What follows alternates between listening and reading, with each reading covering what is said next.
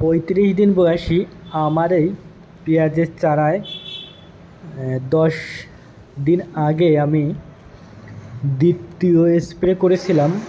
সে ভিডিওটা আমি আপনাদেরকে দেখিয়েছিলাম। আমি দ্বিতীয় স্প্রেতে কি স্প্রে করেছিলাম। দ্বিতীয় স্প্রেতে আমি ম্যানকোজেব দিয়েছিলাম, সাথে সোলোমন 20 এবং আর একটি ওষুধ দিয়েছিলাম, খুবই জনপ্রিয় ওষুধ মিরাভিস ডুও।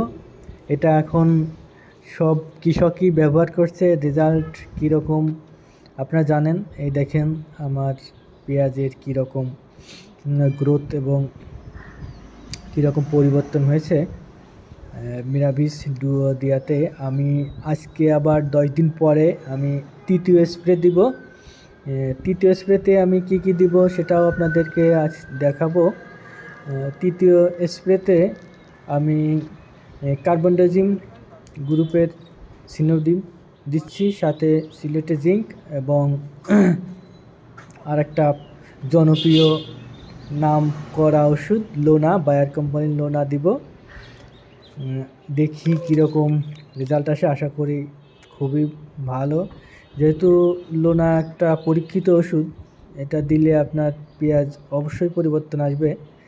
আমি আপনাদেরকে পরবর্তীতে স্প্রে করার পরে কেমন রেজাল্ট হলো দেখাবো। ধন্যবাদ সবাইকে।